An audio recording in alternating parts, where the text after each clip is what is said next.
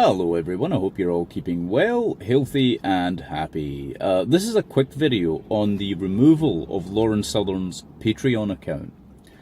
Now the way that I see it is that there has been an increasing push towards censorship, greater censorship, and the silencing of anyone who does not agree with the narrative of the hard left, right?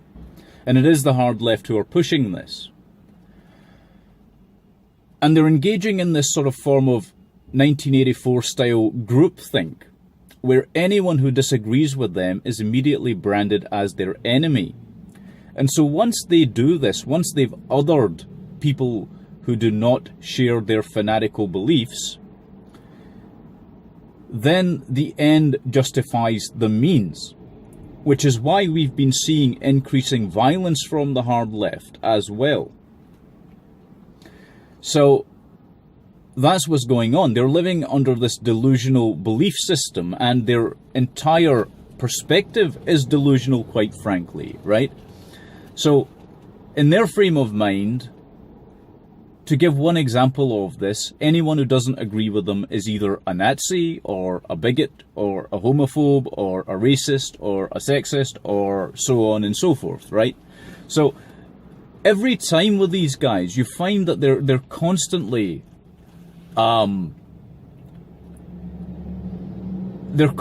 painting people into boxes that they create. They're painting them into corners and saying, that's who you are. The thing with people is that it's not that simple.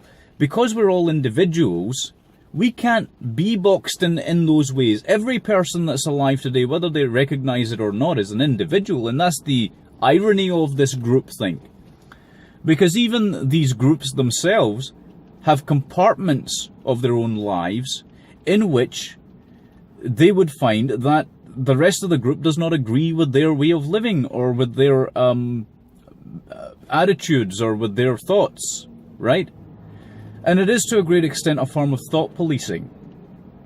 But we all already know this stuff, right? So I don't want to belabor this point. We already know it. The greater problem, though, is that these platforms, these social media platforms, whether it's Facebook or Twitter or YouTube or Patreon now, of course, as well, they're all acquiescing to the demands of some very, very childish people, right? Who are offended by every little thing that someone says or does, okay? So it's PC culture gone mad, you could call it that.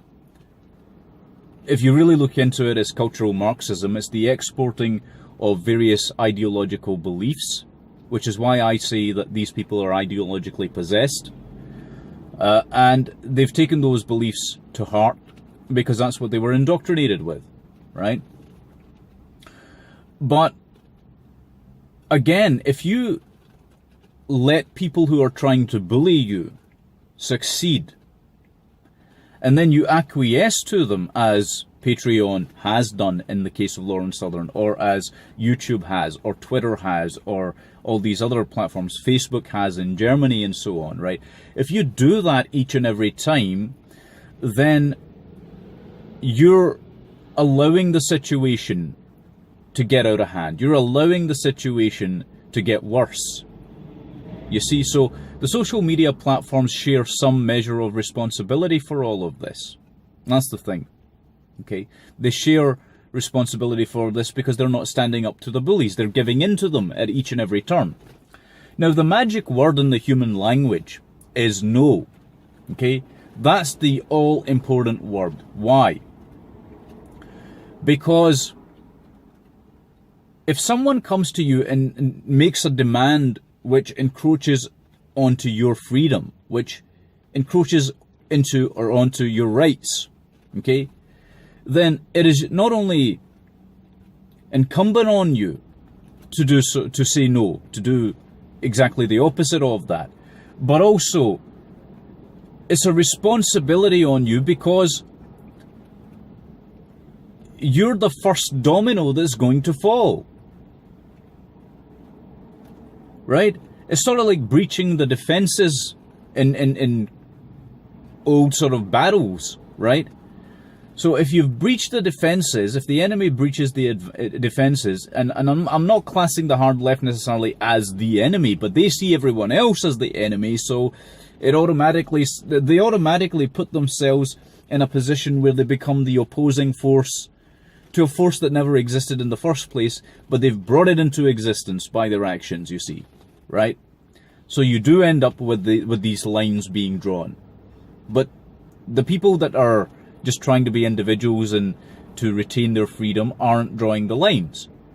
It's these people, the hard left, that are drawing the lines, right? If they hadn't done that, then you wouldn't have people becoming more radical who are in the center or on the right, even. That's the real cold truth of it. Okay? So the hard left are actually directly responsible. What do I mean by the hard left? I'm talking about these radical leftists, these regressive leftists. The hard left in this instance would be Antifa, for example, right? These people that call themselves anti-fascists but actually are fascistic in their behaviors. So it's a very, very bizarre sort of thing. But as I say, these platforms are allowing this to happen, and so what you're finding is that the more they acquiesce, the more powerful the hard left become in their bullying tactics. They know they can get away with it, so they do it more, right? Now, the other thing I'll say here is that I don't agree with everything that Lauren Southern says. I don't, okay? But I shouldn't have to preface this video by saying that. Okay, I shouldn't have to preface the video by saying that. Why not? Well, because it's a given that we don't agree with everyone about everything. We are individuals. We have unique thoughts and strange thoughts and interesting ideas and, you know, all this sort of thing. We're all completely different from each other. We're all completely different. We share certain similarities, certain behaviors and whatnot, but at our core, no two people think 100% in the same way about every single issue, or any issue even. So that's the thing. But again, the groupthink is enormously dangerous. Groupthink is always enormously dangerous because when you start behaving like that, you become ignorant. You become ignorant because you're not willing to open your mind and to listen to what other people have to say. Whether they're right or wrong is almost irrelevant, right? It's the whole reason why we have free speech. Okay? The concept of free speech is very important because it adheres to natural law. That meaning that we speak because it's necessary for us to transmit information. And when you have people who tell us that we can't speak freely, right? That you shouldn't say certain things, or that you mustn't say certain things because you will be punished for doing so, then what you have is a situation in which people are prevented from being able to transmit information, exercise thoughts, and create their own identities, because we don't know who we are until we've expressed our thoughts. That's another thing I've found, right? We don't truly completely form an idea of ourselves or our ideas until we've spoken these things out loud, and sometimes they sound so ridiculous that we reject them and we say, okay, well, that doesn't make too much sense, that's not a part of who I am, right? Other times we refine our ideas and change our ideas and change our minds, you know? So our identity is very much dependent on free speech, our individual identities. But you know what isn't dependent on free speech? Group identity. Okay, that's the interesting bit about it. Group identity does not rely on free speech. That's, I guess, kind of why they do it, really. You know, but groupthink also creates stagnation. It prevents us from moving forward. It creates a static bubble, which is why you find that hard left groups like Antifa do end up in these bubbles, or the hard left themselves do end up in these bubbles, whether politically or otherwise. But as I say, it's these corporations, these social platforms, these social media platforms, that are allowing the problem to spread further, that are allowing these people to shut people down, right? It's the same things happened on university campuses, by the way, and college campuses as well, because what happens is that the people who are in charge decide it's okay for the bullies to use bullying tactics, right? The bullies themselves aren't stopped in their behavior. They're not told that it's not correct behavior. Why is it not correct behavior? Because you are using intimidation and violence to shut people down. That should be obvious. You're infringing on their rights. That should be obvious. You're doing it to punish them and to be cruel. You're doing it out of a need to be cruel. Where does that need stem from? That need stems from a need for revenge. Okay? This is another thing I've been thinking a lot about, and I'll share this here as well. I'm going to go into it a little bit more in a future video, but I'll share this just now. You see, the people that are regressive leftists or radical leftists, the hard left, they want revenge. What do they want revenge for? They want revenge for being born. Okay, that sounds like a really bizarre thing until you understand it, right? But that's genuinely what it is.